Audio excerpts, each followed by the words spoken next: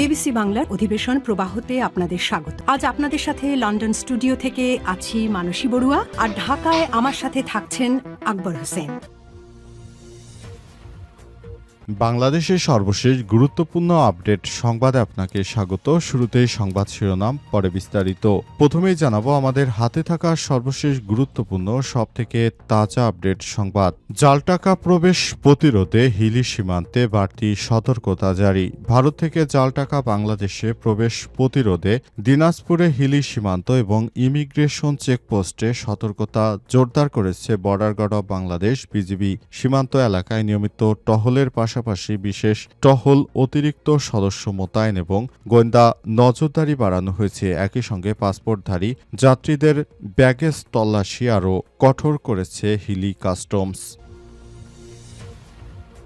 এরপর জানাবো সীমান্তে সেনা বাড়াচ্ছে ভারত মিয়ানমার, বাংলাদেশ করছে প্রত্যাহার। কার স্বার্থে কি স্বার্থে? দক্ষিণ এশিয়ার ভূরাজনৈতিক মানচিত্রে সম্প্রতি সময়ে অস্থিরতা পুনর্গঠনের ঢেউ উঠেছে। ভারত ও তার পূর্ব সীমান্তে একের পর এক সেনাঘাঁটি স্থাপন করছে, যেমন আসাম উত্তরা, দিনাজপুর, বিহার, পশ্চিমবঙ্গের হাসিমারা বিমান ঘাঁটি ইত্যাদি সব জায়গায় রাফাল যুদ্ধবিমান S-400 ক্ষেপণাস্ত্র প্রতিরক্ষা ব্যবস্থা মোতায়েন করা হয়েছে। মিজোরামে গঠিত হচ্ছে টেরিটোরিয়াল আর্মি ব্যাটালিয়ন, যা স্বাধীনতার ৭৮ বছর পর প্রথম।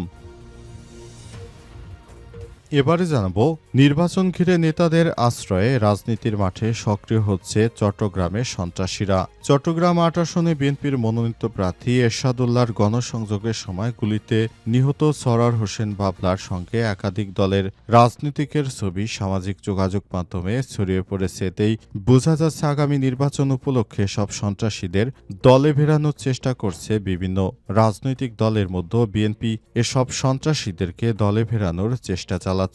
বিভিন্ন সূত্র থেকে সব বিষয়গুলো নিশ্চিত করা হয়েছে। জানাবো কোনো দল নয়, বরং প্রধান উপদেষ্টার আহ্বান জানালে সাড়া দেবে বিএনপি, বললেন বিএনপি নেতা সালাউদ্দিন। কোনো দল নয়, প্রধান উপদেষ্টা যদি কোনো ইস্যুতে আহ্বান জানায় তবে বিএনপি সবসময় আলোচনা আগ্রহী বলে জানিয়েছেন দলটির স্থায়ী কমিটির সদস্য সালাউদ্দিন আহমেদ। বিকেলে রাজধানীর ডিপ্লোমা ইঞ্জিনিয়ার্স ইনস্টিটিউটে জাতীয় বিপ্লব ও গণসংহতি দিবস উপলক্ষে ছাত্রদলের আলোচনা সভায় বক্তব্যকালে এমন তথ্য জানান তিনি। এবং সর্বশেষ জানাবো খুলনায় 2 সাংবাদিকের উপর হামলা। খুলনায় দৈনিক আমার দেশের 2 সাংবাদিকের উপর হামলার ঘটনা ঘটেছে। বিকেলে নগরীর শিববাড়ি মোড়ে ঘটনা ঘটে। তারা হলেন আমার দেশের খুলনা ব্যুরো প্রধান এহতেশামুল হক শাওন ও নিজস্ব প্রতিবেদক কামরুল হোসেন মনি। তারা খুলনা মেডিকেল কলেজ হাসপাতালে চিকিৎসাধীন। স্থানীয় সূত্র থেকে জানা গেছে কয়েকজন দুর্বৃত্ত তাদের উপর হামলা চালায়। হামলার পর দুর্বৃত্তরা দ্রুত ঘটনাস্থল ত্যাগ করে চলে যায়। সাংবাদিক শাওন বলেছেন, প্রথমে আমার সঙ্গে এক ব্যক্তির কথা হয়, কথার এক পর্যায়ে তিনি উত্তেজিত হয়ে উঠলে আমি বলি, ভাই এভাবে উত্তেজিত হবেন না, নরম সুরে কথা বলি। এরপরে আমাদের উপর এই হামলা চালানো হয়েছে। প্রিয় দর্শক, এতক্ষণ শুনছিলেন সংবাদ শিরোনাম, এবারে বিস্তারিত। তবে তার আগে বন্ধুরা অনুরোধ থাকবে এই সংবাদটিতে একটি লাইক দিন। এই চ্যানেল আপনি নতুন হয়ে থাকলে আমাদের সংবাদটি দেখতে দেখতে চ্যানেলটি সাবস্ক্রাইব করে রাখুন। কমেন্ট করে বন্ধুরা আপনার মূল্যবান মতামত জানিয়ে দিন আপনি বিশ্বের কোন দেশ থেকে বা বাংলাদেশের কোন স্থান থেকে আমাদের সংবাদটি দেখছেন এবং শুনছেন। আর বন্ধুরা সংবাদটি আপনার সোশ্যাল মিডিয়া ফেসবুকে শেয়ার করে বন্ধুদেরও দেখার সুযোগ করে দিন। এবারে বিস্তারিত। জাল টাকা প্রবেশ প্রতিরোধে বাংলাদেশের হিলি সীমান্তে বাড়তি সতর্কতা জারি বিএসএফের। ভারত থেকে জাল টাকা বাংলাদেশে প্রবেশ প্রতিরোধে দিনাজপুরে হিলি সীমান্ত ও ইমিগ্রেশন চেকপোস্টে সতর্কতা জোরদার করেছে border guard of Bangladesh BGB. সীমান্ত এলাকায় নিয়মিত টহলের পাশাপাশি বিশেষ টহল, অতিরিক্ত সদস্য মোতায়েন এবং গোয়েন্দা নজরদারি বাড়ানো হয়েছে। একই সঙ্গে পাসপোর্টধারী যাত্রীদের ব্যাগেজ তল্লাশি আরও কঠোর করেছে হিলি কাস্টমস। শনিবার দুপুরে বিষয়টি নিশ্চিত করেছেন জয়পুরহাট 20 বিজিবির অধিনায়ক লেফটেন্যান্ট কর্নেল মোহাম্মদ লতিফুল বাড়ি PBGSS। লেফটেন্যান্ট কর্নেল লতিফুল বাড়ি জানান, সীমান্ত দিয়ে জাল টাকা প্রবেশে একটি তথ্য আমাদের নজরে এসেছে। এরপর থেকেই সীমান্তে বাড়তি সতর্কতা আরোপ করা হয়েছে। তিনি আরো বলেন, জাল টাকা প্রতিরোধে প্রয়োজনীয় সব ব্যবস্থা আমরা নিয়েছি। আমাদের সব পোস্টকে সতর্ক করে দেওয়া হয়েছে যে কোনোভাবে জাল টাকা প্রবেশের চেষ্টা হলে তা কঠোরভাবে প্রতিহত করতে বিজিবি বদ্ধপরিকর বলে জানানো হয়েছে। অবস্থায় যে বা যারা বাংলাদেশের অভ্যন্তরে এই জাল নোট ছড়িয়ে দেওয়ার চেষ্টা করছে তাদেরকে দমন করাই আমাদের সবথেকে বড় দায়িত্ব। অন্তর্বর্তীকালীন সরকার আমাদের যেভাবে নির্দেশনা দিয়েছেন সেই নির্দেশনা মোতাবেক আমরা কাজ করতে চাই এবং নতুন বাংলাদেশ সাজানোর জন্য সবাই একসঙ্গে মিলেমিশে দেশটাকে সুন্দর মতো সাজানোর বিষয়ে আমরা বদ্ধপরিকর। সীমান্তে সেনা বাড়াচ্ছে ভারত, মিয়ানমার, বাংলাদেশ করছে প্রত্যাহার। কার স্বার্থে কি স্বার্থে?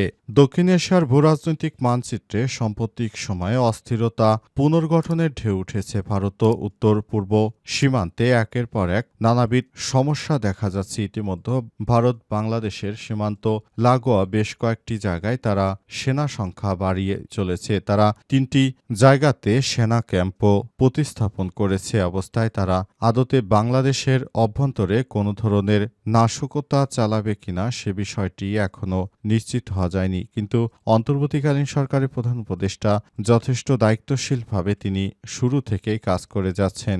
আর তার বিশ্ব জুড়ে গ্রহণযোগ্যতার কারণে হয়তো এই ধরনের কোনো কর্মকাণ্ড ভারত চালাতে সাহস পায়নি। কিন্তু তারপরও ভারত কিন্তু সবসময় বাংলাদেশকে প্রেশারাইজ করার চেষ্টা করছে।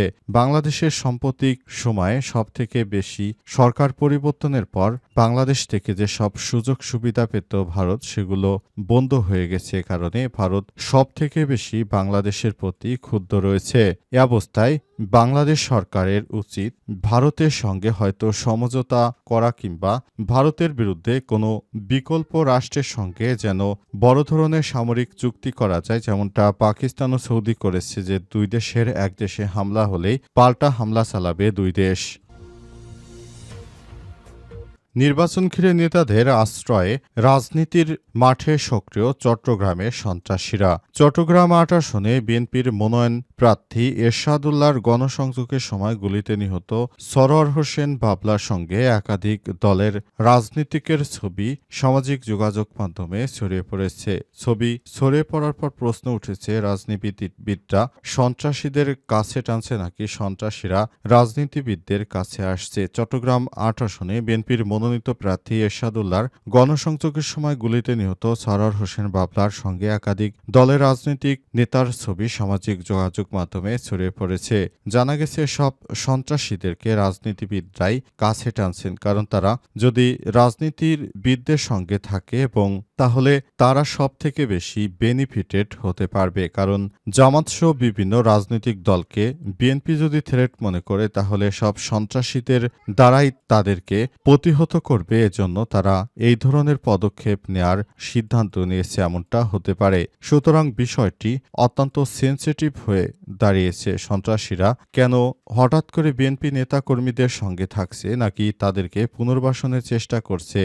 প্রথম বিএনপি নেতার উপর হামলা হওয়ার পরই জামাতের উপর দায় চাপিয়ে দেওয়ার চেষ্টা করেছিল বিএনপি, কিন্তু পুলিশের তদন্ত থেকে জানা যায় জামাত ইসলামের নেতাকর্মীরা বিএনপির উপর হামলায় কোনোভাবেই জড়িত নয়। এটা সম্পূর্ণ বাইরের একটি কাহিনী। আর এজন্য বাংলাদেশ জামাত ইসলাম এই রাহাজানি চাঁদাবাজি থেকে মুক্ত থাকার কারণে বাংলাদেশ জামাত ইসলামের নেতৃত্ববৃন্দের প্রতি সারা দেশের মানুষ কৃতজ্ঞতা প্রকাশ করতে শুরু করেছে।